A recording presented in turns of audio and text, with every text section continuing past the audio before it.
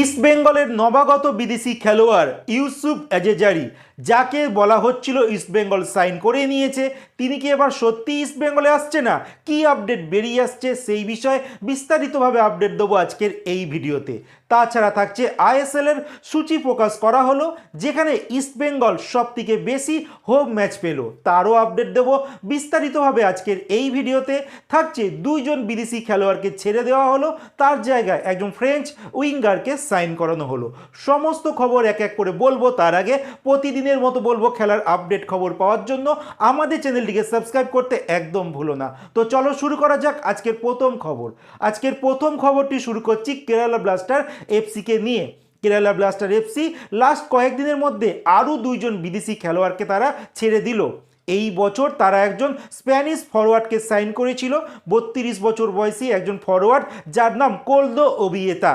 যেই খেলোয়াড় সুপার কাপে 3টে ম্যাচ খেলেছে আর 3টে গোল করেছে। আর এই খেলোয়াড়কে কিন্তু এবার কেরালা ব্লাস্টার এফসি তারা ছেড়ে দিল। বর্তমানে এই খেলোয়াড় কিন্তু উইথআউট ক্লাব রয়েছে। তার সঙ্গে আরও একজন বিদেশি খেলোয়াড়কে ছেড়ে দিয়েছে কেরালা ব্লাস্টার এফসি, যার নাম দুসান লাগাতোর।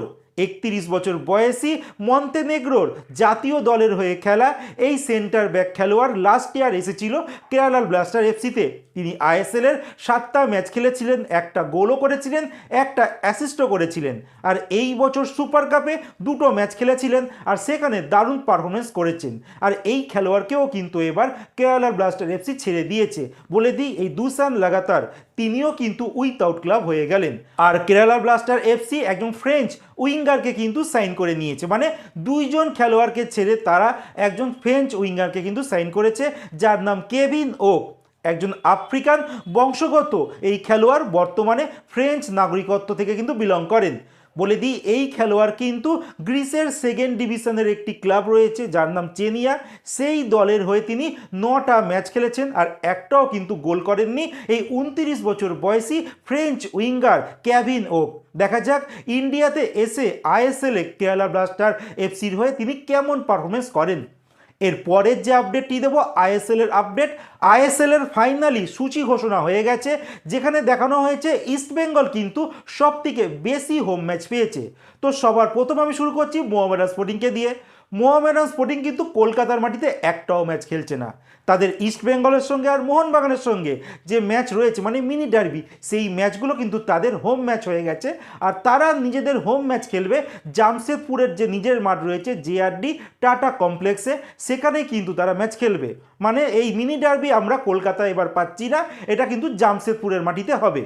এবার বলবো মোহনবাগানের কথা। মোহনবাগান দল কিন্তু আইএসএলে এই বছর কিন্তু 7খানা হোম ম্যাচ পেয়েছে আর 6টা অ্যাওয়ে ম্যাচ পেয়েছে। মানে ঘরের বাইরে গিয়ে, মানে কলকাতার বাইরে গিয়ে 6টা ম্যাচ তাদের খেলতে হবে। যেখানে ইস্ট বেঙ্গল সব থেকে ভালো সুবিধা পেয়েছে, তারা 8টা ম্যাচ কলকাতায় পেয়েছে আর 5খানা ম্যাচ তারা ঘরের বাইরে গিয়ে খেলতে হবে। আর বলে দিই, এই 5টা ম্যাচের মধ্যে একটা কিন্তু ডার্বিও রয়েছে, বা ডার্বি মোহনবাগানের হোম দেখানো হয়েছে, কিন্তু যেহেতু কলকাতায় হচ্ছে সেক্ষেত্রে ইস্টবেঙ্গলের হোম বলা যেতেই পারে। যাই হোক, এই দিক থেকে আরও একটা কিন্তু প্রশ্ন থাকছে, মোহনবাগান যে ইস্ট বেঙ্গলের সঙ্গে ডার্বি ম্যাচ হচ্ছে সেই ম্যাচে কিন্তু আয়োজক, আর সেই ম্যাচের কিন্তু লাভটা বেশিরভাগটাই মোহনবাগান পাবে। তো এক্ষেত্রে দুইজনের দিকেই কিন্তু একটা জিনিস আর একটা জিনিস ফায়দা রয়েছে। যেমন ইস্ট বেঙ্গল একটা হোম ম্যাচ বেশি পেয়েছে, সেখানে মোহনবাগানও ডার্বি ম্যাচ আয়োজনের সেই ফায়দাটা পেয়েছে।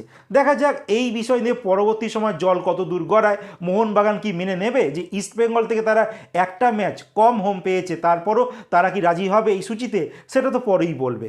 যাই হোক, এর সঙ্গে সঙ্গে প্রথম ম্যাচ কিন্তু মোহনবাগান দল খেলতে নামছে 14 ফেব্রুয়ারি। তারা মুখোমুখি হবে কেরালা ব্লাস্টার এফসির সঙ্গে কলকাতার মাটিতে, মানে যুবভারতী স্টেডিয়ামে বিকেল 5টা থেকে।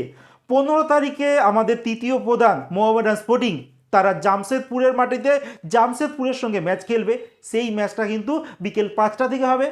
আর 16 তারিখ মানে 16 ফেব্রুয়ারি ইস্ট বেঙ্গল তারা কিন্তু নিজেদের প্রথম ম্যাচ কলকাতার মাটি, মানে যুবভারতীতে তারা মুখোমুখি হবে নর্থ ইস্ট ইউনাইটেড এফসির সঙ্গে সন্ধ্যে 7:30 থেকে।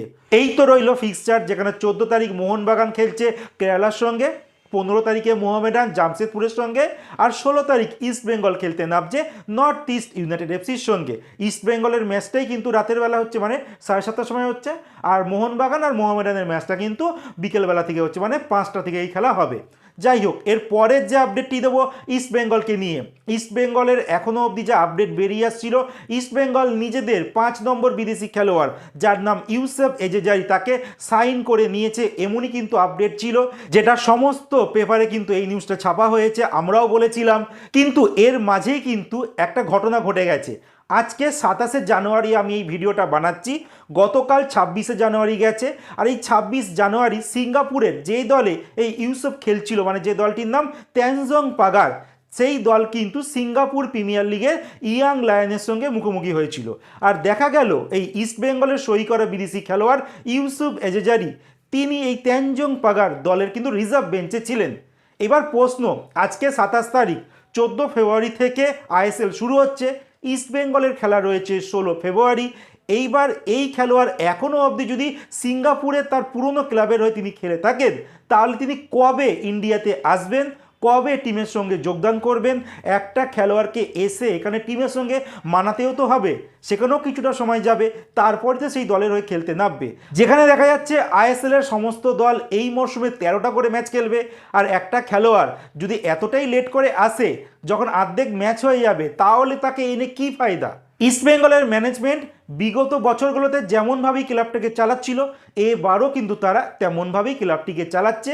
যেই খেলোয়াড়টির এখন এসে যাওয়ার কথা ছিল, সেই খেলোয়াড়টি তার পুরনো দলের হয়ে এখনও খেলছে, মানে 26 জানুয়ারি হয়ে গেল, তিনি এখনও পুরনো দলের হয়ে খেলছেন। এবার দেখা যাক কবে কলকাতায় আসে, কবে তার সব কাগজপত্র মেটে, তারপর প্র্যাকটিসে যোগদান করবে, তারপর টিমের সঙ্গে সেট হয়ে প্রথম ম্যাচ খেলবে। তোমাদের কি মনে হয় ইস্ট বেঙ্গলের সঙ্গে এই ইউসুফ এজেজারি তার কি ডিল ডান হয়েছে নাকি ডিল ডান হয়নি? এই নিয়ে কমেন্টে তোমাদের মতামত জানাতে একদমই ভুলো না।